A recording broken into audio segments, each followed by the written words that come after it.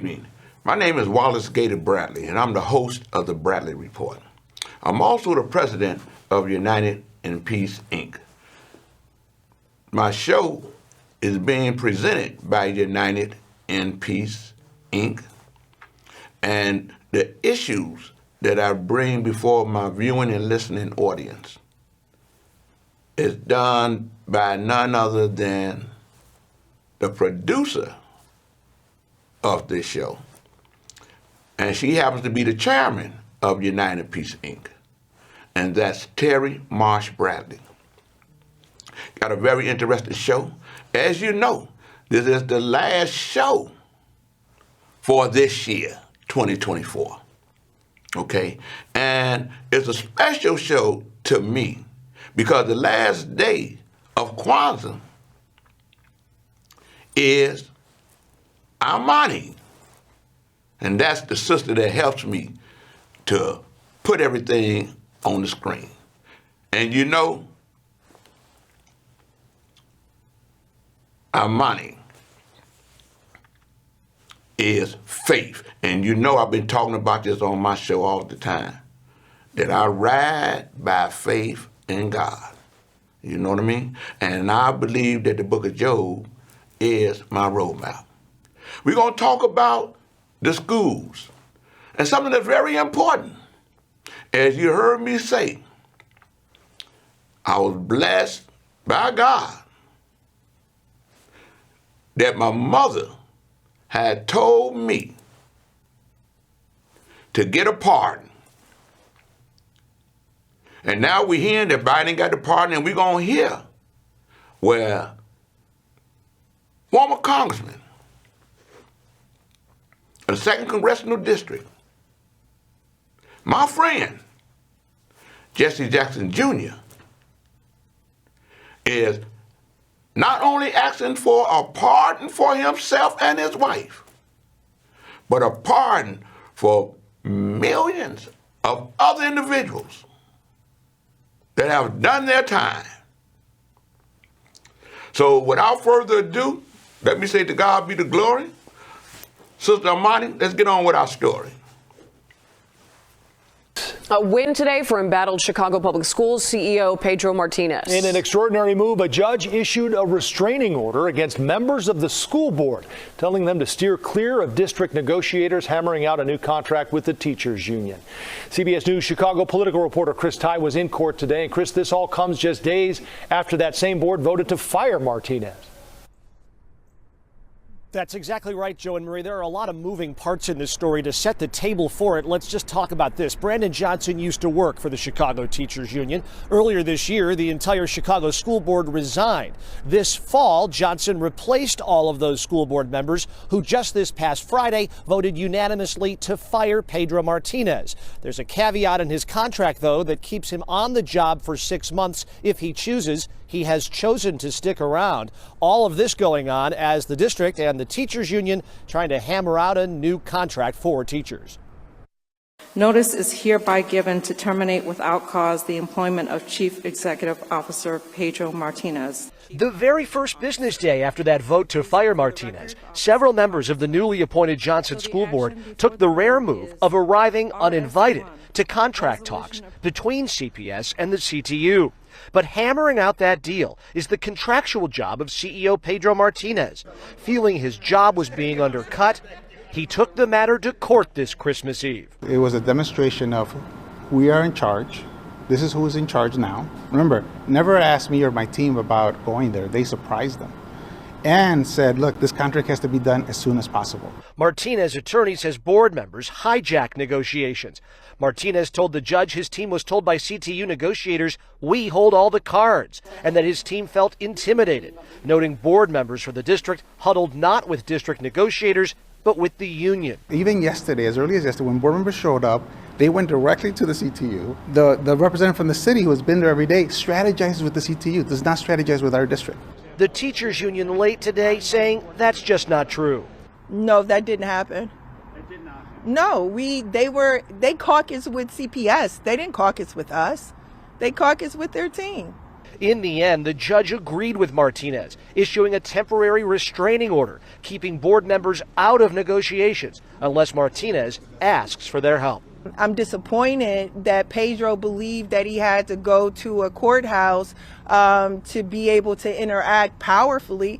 But since now the courts have decided that Pedro is in charge, and we pray and hope that Pedro doesn't use his power for evil, but that he uses all of the power that he got today for good, and we can keep this going. We asked the Teachers Union president today if she can point to an example where the board members arrived to contract negotiations without the request of the school's CEO. She could not provide one of those examples. And the truth of the matter is this. Mayor Brandon Johnson is no longer part of CTU. Let's get that out there. Put that truth out there. And he let it be known that once he had became the mayor, he represents the mayor of the city of Chicago, not a former member of CTU.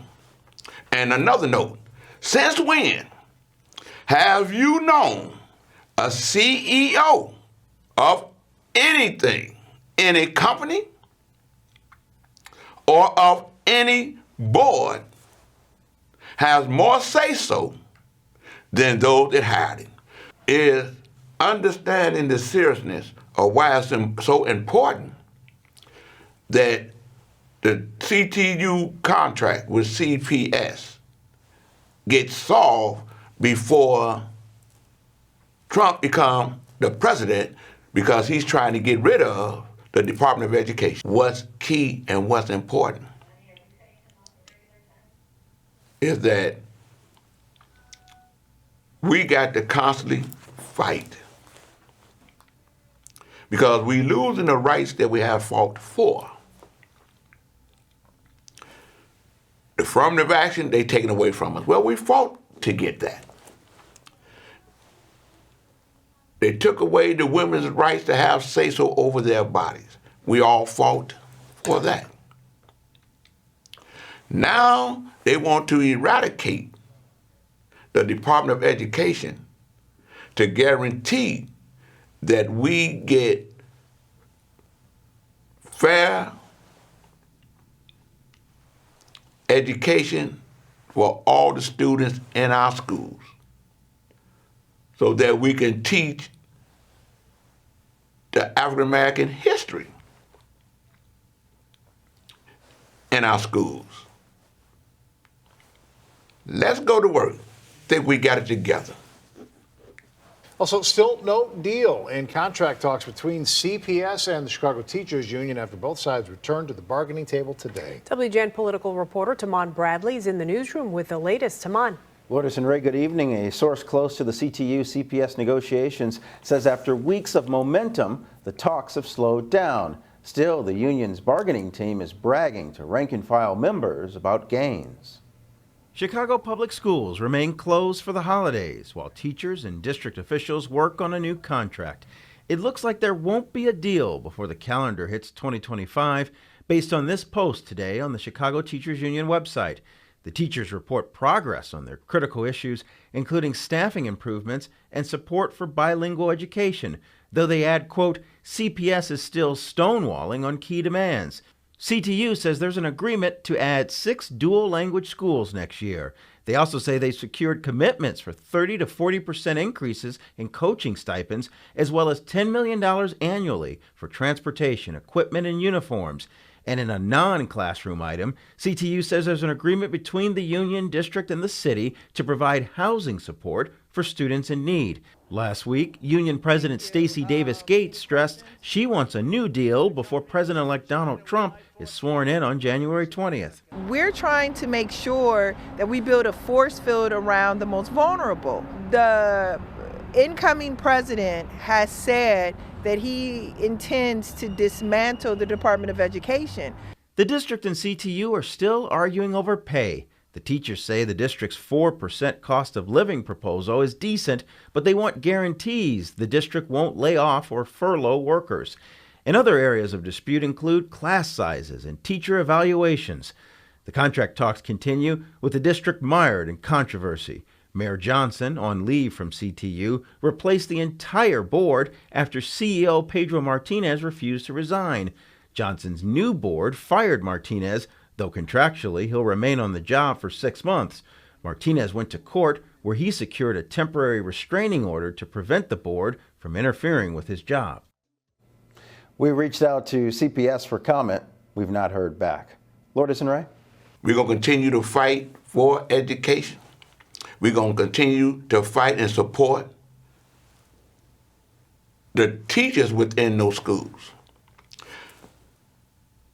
With Trump talking about getting rid of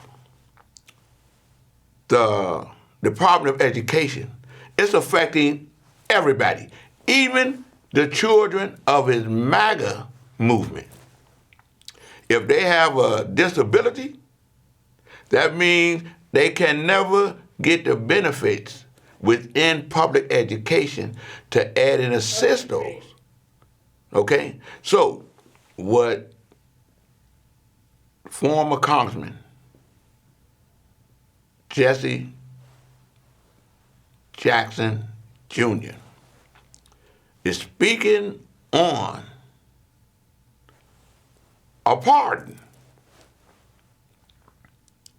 And I know the importance of that because I'm a former felon, ex-felon, returning citizen that has a pardon from the governor of the state of Illinois so that I can be able to do what I do, get the jobs that I go for, whether it's helping within individuals that's running for office, be it a judge, be it an alderman, be it the governor, be it a mayor, Cook County Commissioner, or County Board Sheriff. So here we go. Jesse Jackson Jr., the namesake of his father, civil rights icon Reverend Jackson, had a storied career, serving 17 years as an Illinois congressman before his fall from grace in 2012. He spent 30 months in federal prison after pleading guilty to conspiring to defraud his re-election campaign of close to $750,000. That was over a decade ago. While he's been out of the spotlight mostly in that time, he's speaking out now. In particular, he's drawing attention to President Biden's recent pardon of his son Hunter, asking for the same for himself and many others. Joining us now with more on his journey is Jesse Jackson Jr. Welcome back to Chicago Tonight. Thank you for joining us. Brandis, thank you for having me.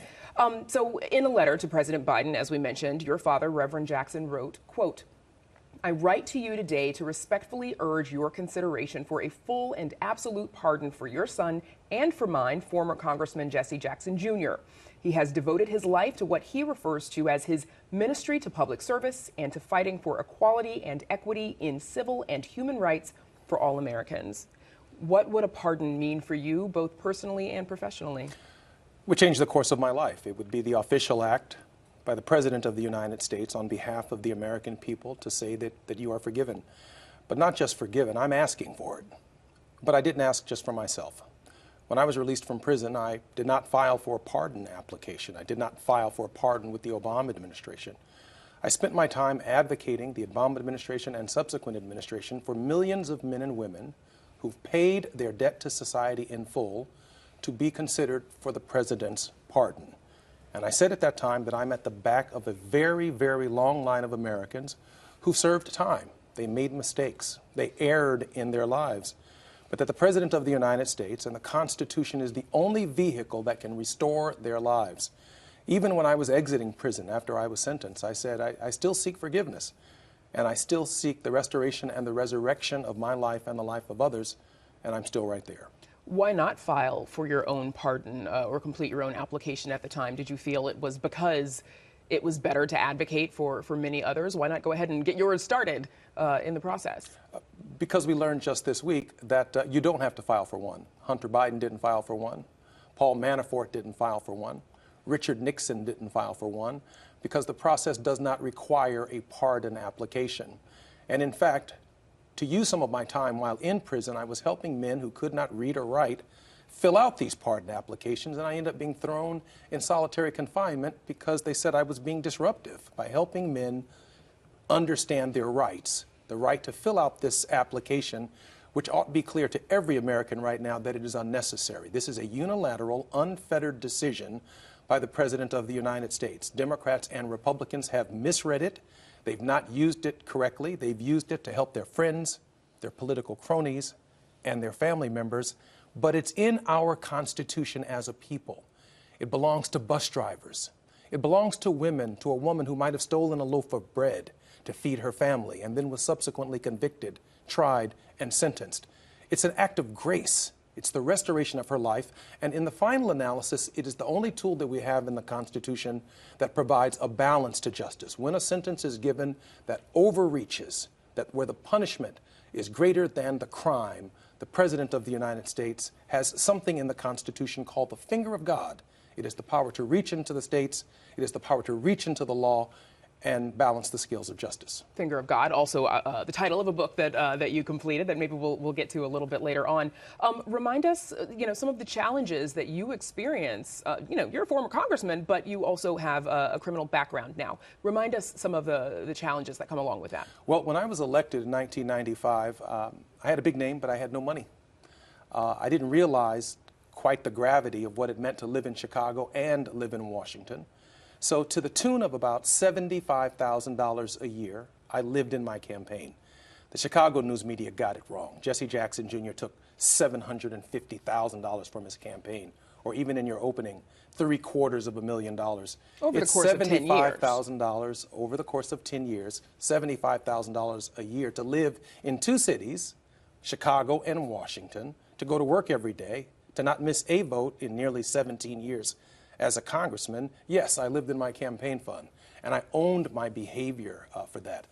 Lots of members of Congress find themselves in a similar situation. Some of them live in their offices.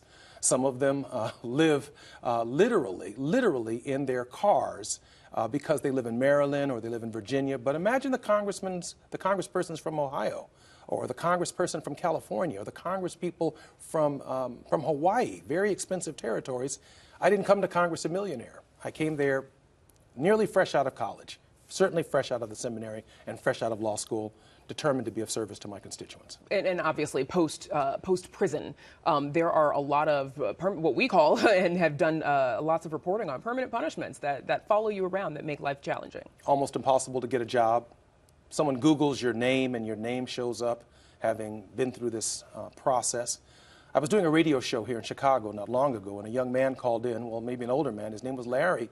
And Larry said he got 2 tickets from his congressman to visit the White House. He went to visit the White House. He took his daughter. He waited in line for 2.5 hours. When he got through security, the Secret Service asked him to come over and have a seat. He said, "What seems to be the problem?" He said, "Sir, 40 years ago, you committed a crime. 40 years ago.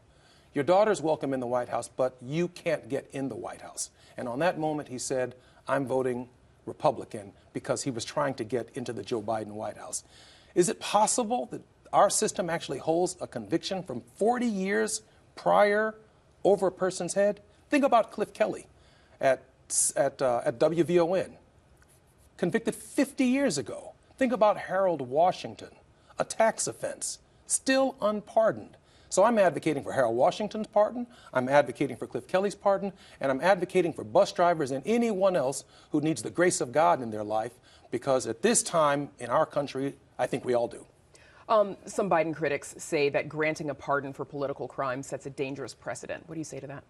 That's exactly what the pardon power is for. They extracted from Matthew chapter 1, verse 17, David and Jesus, commander of the army and militia, and reprieves and pardons. That's the function of the lineage of David. It's the lineage of David vested in one person to balance the scales of justice for the American people. Of course, Joe Biden has the right to forgive his son, but not just his son. There are millions of other sons and daughters who are entitled to the same act of grace, the same grace of God. What we actually elect is not a Democrat or a Republican, but a person in every generation who's responsible for distributing the grace of God. And we need to get back to that if this democracy is going to survive. In a recent press briefing, I believe it was just this week, Press Secretary Karine Jean-Pierre, she commented on Biden's use of presidential pardons. Here's a little bit of that. The president has so far issued 20 individual pardons and 122 commutations. He's issued more sentence commutations at this point in his presidency than any of his recent predecessors at the same point in their first terms. This is in addition to groundbreaking categorical pardons that the president issued to address marijuana possession, convictions, military convictions in the LGBTQ+ community. Pardons are usually done when it's the president's final term historically around the holidays, and so certainly there'll be more to come. She says there'll be more to come. Are you hopeful that the president will hear you and your name will be on the list? Well, I certainly like my name to be on the list, but I'd like tens of thousands, if not millions of other men and women to be on the list as well. There are 77 million men and women who paid their debt to society. They went through the entire system. They'd been indicted. They had met a jury. They had been sentenced. They went and served their time. Hunter Biden's never going to see a day in jail. These men and women served their time. They honored the Constitution. They're out. They're driving buses. They're plumbers. They work the third shift. They're working hard trying to sustain their families and sustain their lives. And I made a determination when I did not file for a pardon application that I would be their spokesman wherever I could and whenever I could. Recently, as early as 2022, 2023, Maxine Waters and Reverend Jackson asked me to fill out the pardon application because they felt it would enhance my platform to make the case for universal pardons for millions of people. Google it. Jesse Jackson Jr. asks for mass pardons. I'm the first one to call for it. Are you planning to file that application to complete that form, or? Oh, I filed the application in 2022, and so I wanted to get that off the table so that the administration would not be able to say, well, you didn't complete the process. What process? The one that Hunter just bypassed? The one that others have bypassed? Because the process is another barrier to a man or a woman's forgiveness in our system, and it was not intended to be so when the architects put it in the Constitution on September 17th, 1787. Let's pivot and talk a little bit about your career. You are a rising star in the Democratic Party from a famous political family, as we know. Talks of your possibly running for Senate or even higher office. What were your ambitions before? Well, I was honored to represent the people of the south side of Chicago and south suburbs. I met a skinny kid with a funny name. Heard of him? My sister brought him home with Michelle Obama one year from college, and he expressed an interest in running for the state senate. I assisted in that campaign after he threw Alice Palmer off of off the ballot, and he asked me to serve as his campaign co-chairman with the late Paul Simon as candidate for Senate of the United States. Only Paul Simon and I served in that capacity, and fortunately, he was elected to the U.S. Senate. Obviously, I served as national campaign co-chairman for his candidacy for presidency. So I've been very generous in my own career in terms of supporting other candidates for higher office. Now I think, Brandis, that I have a new calling, and that is the restoration of human life. I'm almost 60 years old, and wherever I can advocate on the stage that I'm allowed to speak on for men and women who've fallen, who deserve the grace of God in their lives, I'm going to do that. You've clearly embarked on a return to the spotlight. We just saw a little bit of video of you joining your father and the family at the DNC this summer when he was honored on that first night. You've been speaking out about this issue, obviously, guest hosting on WVON radio. Why now? Well, why not now? The nation's attention is turning to the pardon power. And the launch of that season is when the turkeys get pardoned. And then you think about the fact that one hunter at this stage of the president's administration, one hunter and 2 turkeys have been pardoned. That's an affront to God. From my perspective, it's outside the grace of God. The president of the United States should be pardoning tens of thousands of people a week. That's the size and scale of the problem of men and women who need forgiveness and redemption in their lives. And I'm here to remind him of that. I served with Joe Biden when he was in the Senate. I was in Congress when he was there. I watched Joe Biden on the stage with my father in 1984 when he was running for president. So I know the Biden family. I know them very well. And I think I'm well positioned not to hold my tongue, but to tell a truth that the American people need to hear about forgiveness. Around the time of your conviction, former Illinois Representative Aaron Schock, he also made headlines for similar crimes His charges were dropped after he repaid those funds. Do you think your case was handled fairly, or is it much different from that of Aaron Schock, being that you're a black man and the son of Reverend Jesse Jackson? Not only did I repay the funds, but my home within a week or so is already in foreclosure as a result of repaying the funds. And yes, I did time, and Mr. Schock did not do time. And so how do you balance the scales of justice? Well, the way you balance the scale of justice is with the pardon, with the absolute, full, and unconditional pardon, giving people the opportunity to restart their lives over again. It is simply impossible to do it without the pardon. I've applied for jobs at the university level. I have an undergraduate degree. I have a seminary degree. I have a law degree. I have 13 honorary doctorate degrees, and I can't get a job teaching. Now, how much sense does that make after 13 years in Congress and with my knowledge of the U.S. government and the operation of our government throughout the world? It doesn't make sense.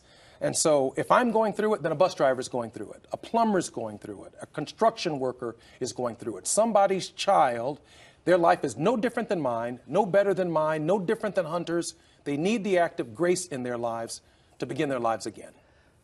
Being Jesse Jackson Jr. obviously carries a significant weight, I imagine.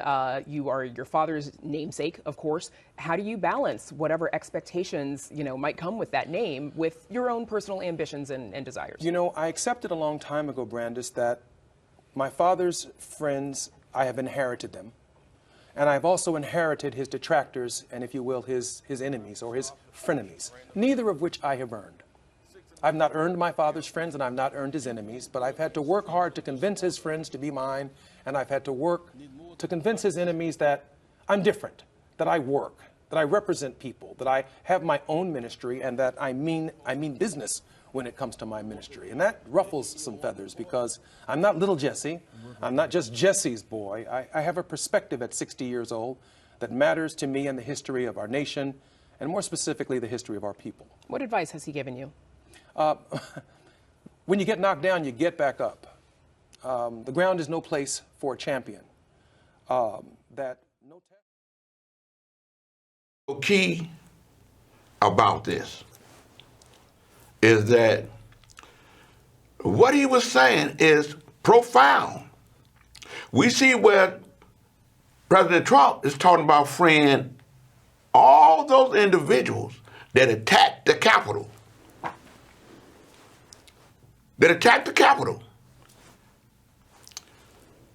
Jesse Jr. saw where South Africa pardoned Mandela. He and his dad and Jonathan was over in South Africa when Mandela was free. I'm saying this because I know they used them tasks to keep us from excelling. I ain't been back to the penitentiary in about 45 years. But I've been back behind the walls of the penitentiary to help free individuals that were wrongfully convicted.